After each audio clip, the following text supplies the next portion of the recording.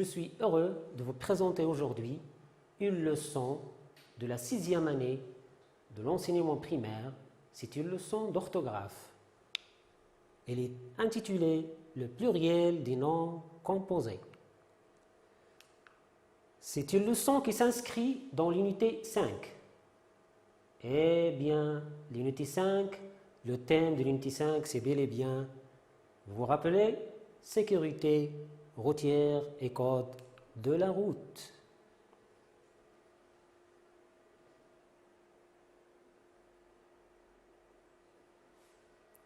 Oui, donc la leçon, c'est le pluriel du nom composé.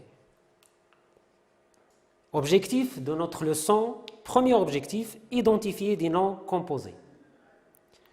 Le deuxième objectif, écrire correctement des noms composés au pluriel. Allons-y pour la première séance. Vous êtes prêts? Observons et réfléchissons et découvrons ensemble. Nous allons observer les phrases. Je vais lire les phrases et vous allez suivre avec moi. Vous allez suivre avec moi. La phrase A. Il faut être très prudent au rond-point. La phrase B. Dans les centres-villes, la circulation est plus dense. La phrase C. Il commence à pleuvoir. Papa, allume les essuie-glaces, demande Mamadou à son père. La phrase D. Pour obtenir un permis de conduire, nous devons apprendre le code de la route et acquérir des savoir-faire. Je vous laisse lire les phrases.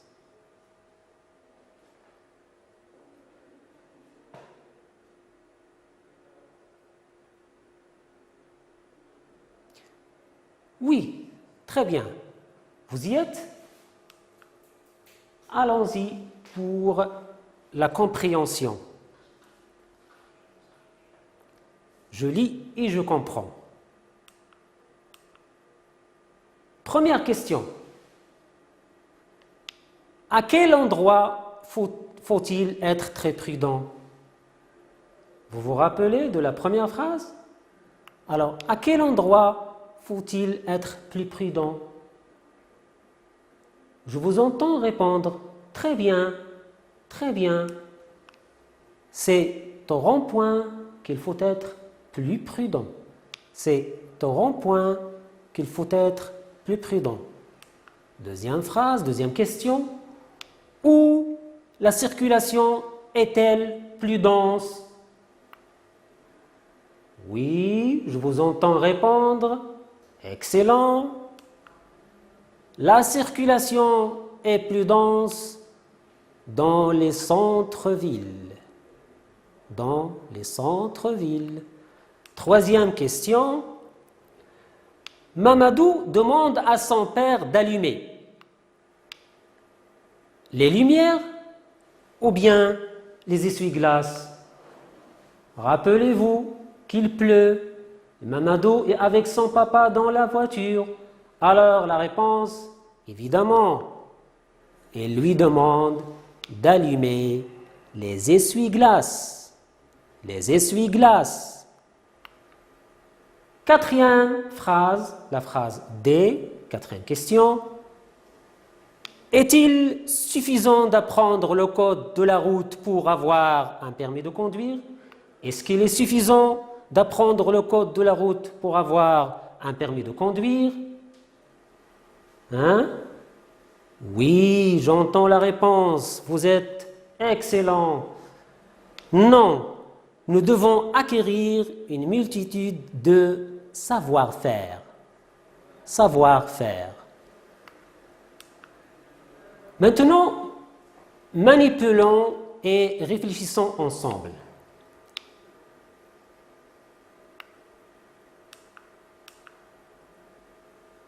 Première question.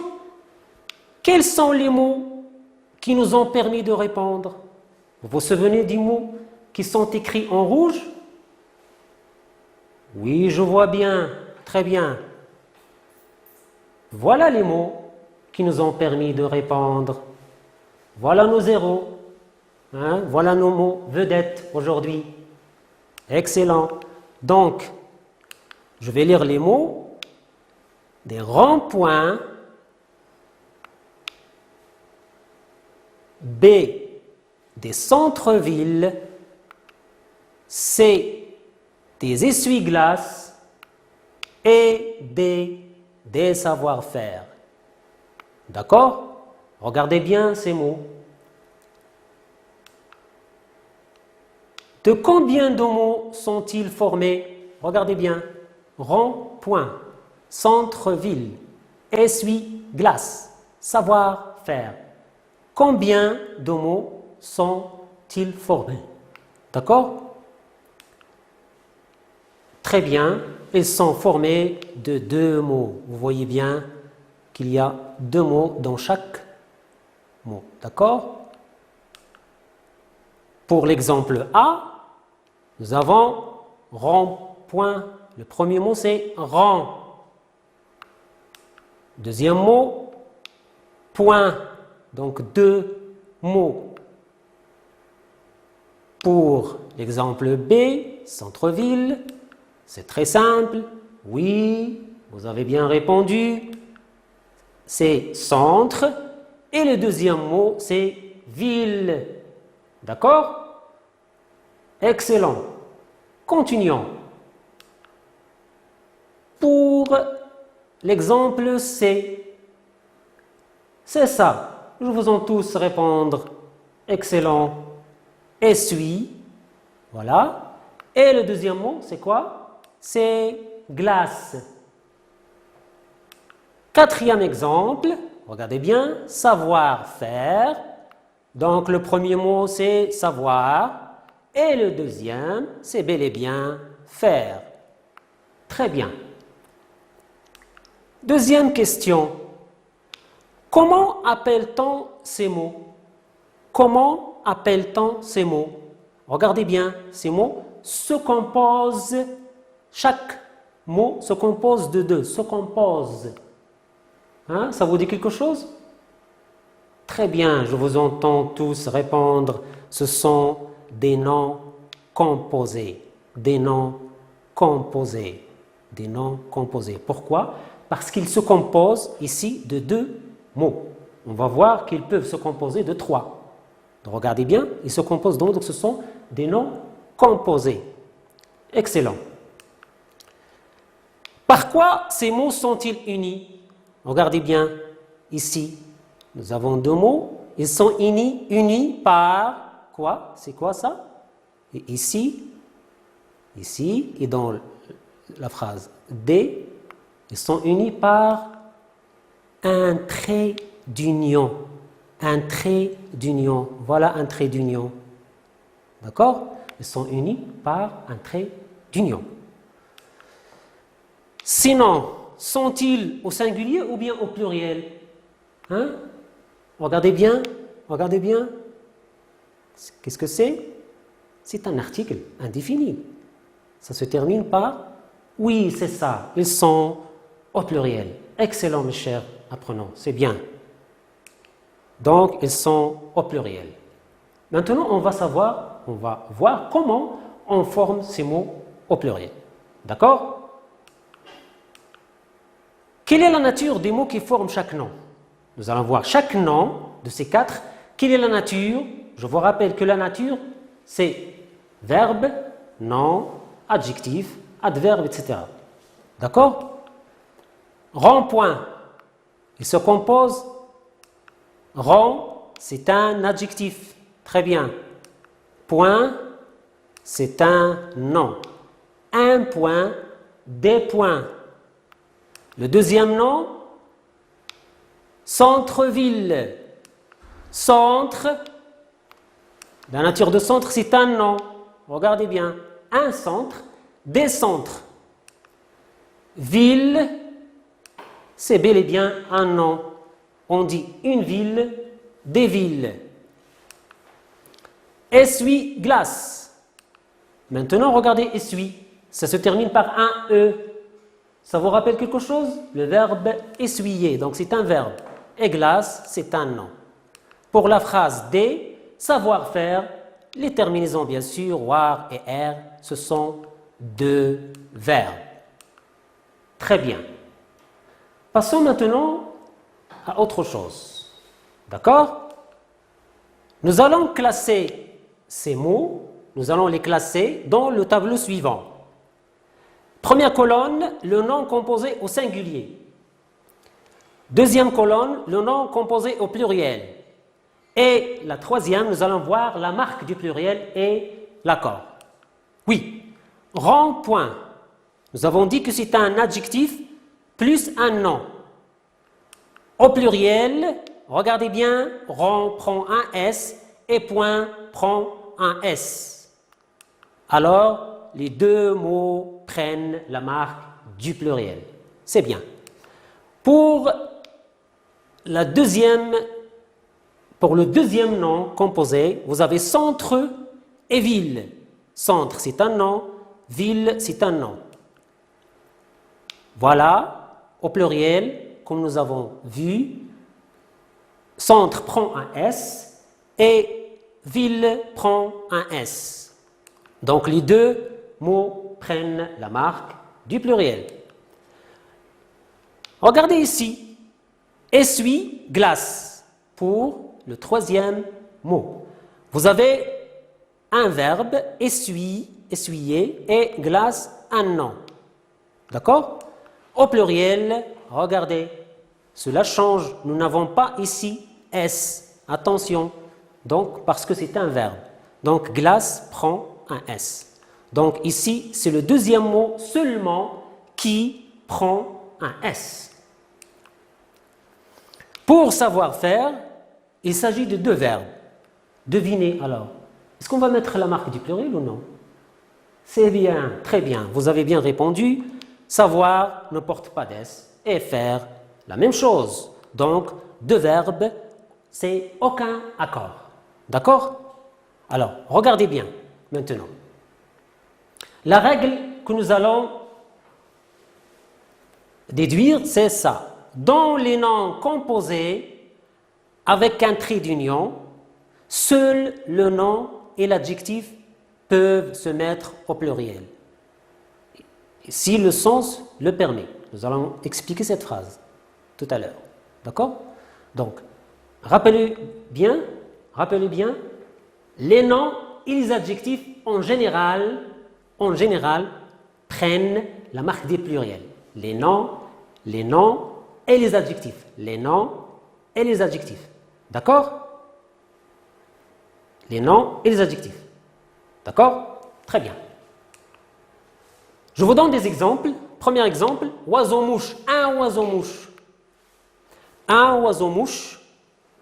Pluriel. Des oiseaux-mouches. Pourquoi? Parce que ce sont deux noms. Oiseau, c'est un nom. Et mouche, c'est un nom. D'accord? Donc, ils prennent tous les deux la marque du pluriel. Ici, la marque du pluriel, c'est X, parce que il se termine par E-A-U, et ici, c'est S. Donc, deux noms, on met l'accord pour les deux mots. Un rouge-gorge. Un rouge-gorge, c'est un oiseau. Alors, qu'est-ce qu'on va mettre? Est-ce qu'on va mettre l'accord? Donc, rouge, c'est un adjectif. C'est bien. Gorge, c'est un nom. La gorge. La gorge. D'accord? Donc, des rouges-gorges. Les deux mots prennent la marque du pluriel parce qu'il s'agit d'un adjectif et d'un nom. Et on a dit que les adjectifs et les noms s'accordent. D'accord? On passe. Un coffre fort. Un coffre fort. Un coffre, des coffres. Donc, c'est un nom. Un coffre. Fort, c'est un... Oui, je vous entends. Vous êtes fort. Vous allez répondre. Eh bien, et vous êtes forte aussi. Donc, c'est un adjectif. Très bien. Donc, des coffres forts. Les deux prennent la marque du pluriel. Donc, pour les noms composés pour les adjectifs et les noms, ça s'accorde. Un sourd muet. Un sourd muet. Donc, vous avez ici deux adjectifs, donc ils prennent la marque du pluriel. Ce sont deux adjectifs. Je vous donne cet exemple, un timbre-poste. Un timbre-poste. Timbre, c'est un nom. Poste, c'est un nom. Alors, vous allez me dire que les deux noms prennent la marque du pluriel. Eh bien, dans ce cas, non. Je vous explique pourquoi.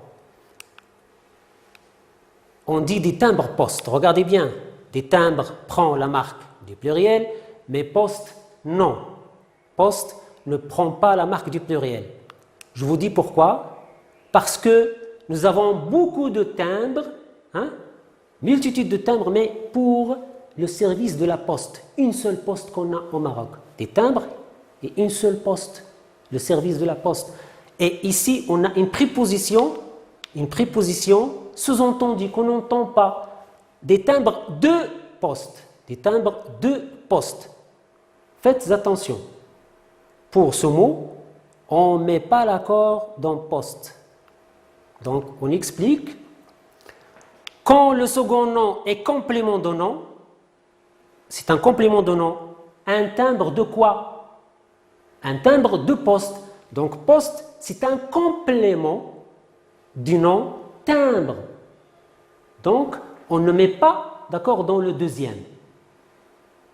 Et, comme nous l'avons déjà dit, les deux noms sont unis par une préposition sous-entendue. Ça veut dire quoi sous-entendu? Dans le sens, il y a une préposition, mais elle n'est pas écrite. On dit timbre de poste. Je vous donne des exemples pour bien comprendre.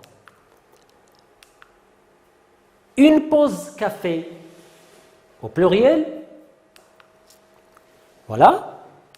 Des pauses café. On ne met pas d'accord ici. Pourquoi? Parce qu'il s'agit d'un seul café, du rituel du café. Pause avec S, mais pour le café. D'accord? Pour le café. Donc des pauses pour le café. Café, c'est un complément du mot pause. Des pauses de quoi? De thé? Non. Des pauses de quoi? De café. Donc tout le monde boit du café. Un seul café, d'accord? Ça veut dire le rituel du café, d'accord? Un autre exemple, une station-service. Là où vos papas mettent de l'essence. Une station-service. Donc, pluriel. Des stations-service. Regardez bien, service.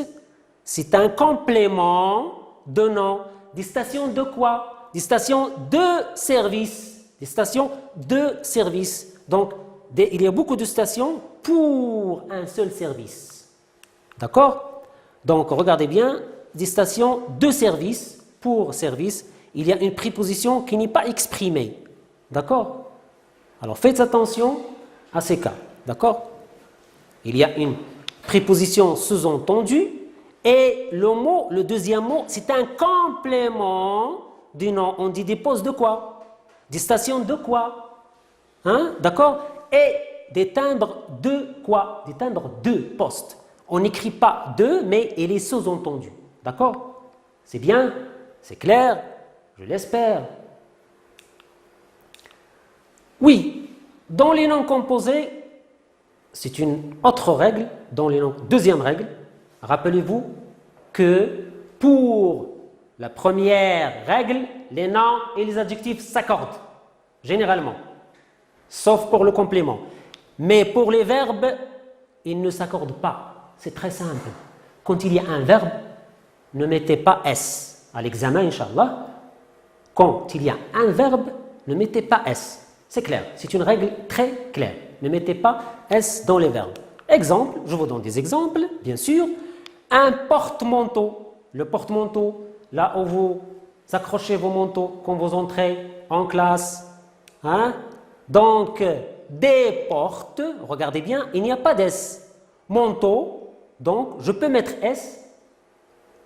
parce que c'est un nom, mais ici, ne mettez pas des de pluriel. Pourquoi? Parce que porte, ça vient du verbe porter. Donc c'est un verbe. Pas d'accord. D'accord? Merci. Un laissez-passer. Un laissez-passer, c'est un papier qu'on nous donne pour circuler, pour passer. Donc, des laissez-passer, regardez bien, laisser, c'est un verbe, la marque du verbe, EZ, à la deuxième personne, de pluriel, et passer, c'est un verbe à l'infinitif, donc pas d'accord. D'accord? Alors, la règle, quand il y a un verbe plus un nom, le verbe est invariable, ça veut dire qu'il ne s'accorde pas, on ne met pas la marque du pluriel. Et le nom se met soit au pluriel, regardez bien, ici on l'a mis au pluriel, mais on peut ne pas le mettre au pluriel le nom, selon le sens. Je vous donne un exemple, un porte-serviette. Je peux dire des porte-serviettes, parce qu'il porte une seule serviette, et je peux dire des porte-serviettes. Ce qui importe, c'est que ne mettez pas S ici, jamais l'accord pour le verbe. Mais ici, selon le sens, il porte une, il porte plusieurs serviettes. D'accord? Oui, continuons. Troisième règle. La troisième règle. Lorsque le nom composé est formé de deux noms unis par une préposition, parce qu'il y a des noms composés qui s'unissent par des prépositions, comme un chef-d'œuvre, d'œuvre, de œuvre.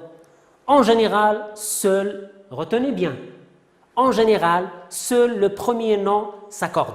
Seul le premier. Je vous donne un exemple. Arc-en-ciel, des arcs-en-ciel. La préposition, c'est en.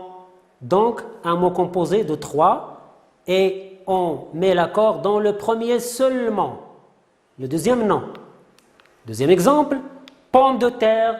Vous connaissez tous les pommes de terre. Donc, des pommes, très bien, avec S, parce que c'est un nom, et il est formé d'une préposition, donc pomme avec S et terre, qui ne prend pas S. Chef-d'œuvre, notre exemple, d'accord? Un chef-d'œuvre, donc des chefs-d'œuvre. Chez prend un S et d'œuvre, le deuxième nom. Donc retenez, lorsqu'il y a un nom composé par une préposition, seulement le premier prend un S. D'accord? J'espère que c'est clair. Alors vous allez vous exercer maintenant, appliquer ce qu'on a vu. Premier exercice, entoure dans les phrases les mots composés. Nous allons identifier notre premier objectif, les noms composés. Donc, ton haut-parleur gêne la conduite. L'essuie-glace est indispensable quand il pleut. Troisième phrase, un laissez-passer est exigé pour passer le contrôle routier. Et la dernière phrase, sa voiture n'a pas d'appui-bras. Je vous laisse 15 secondes pour identifier d'abord les noms composés. Oui, je vois bien que vous y arrivez. Très bien, vous êtes excellent. Donc, c'est pour la première phrase, haut-parleur. Il y a un trait d'union. Pour la deuxième phrase, l'essuie-glace est indispensable quand il pleut. C'est bien, donc, essuie-glace. Pour la troisième, un laissez-passer est exigé pour passer le contrôle routier. C'est bien, un laissez-passer, deux verbes, excellent, vous êtes excellent. Et la dernière, appui-bras. Je vous remercie et j'espère que vous avez bien retenu les trois règles. Premièrement, les noms et les adjectifs s'accordent. Le verbe ne s'accorde jamais. La troisième règle, très importante, quand il y a une préposition, seulement le premier qui prend le S du pluriel. Servez-vous de vos manuels pour faire l'évaluation avec vos parents et qu'ils vous corrigent, et je vous souhaite une bonne continuation et vous allez réussir à l'examen, Inch'Allah.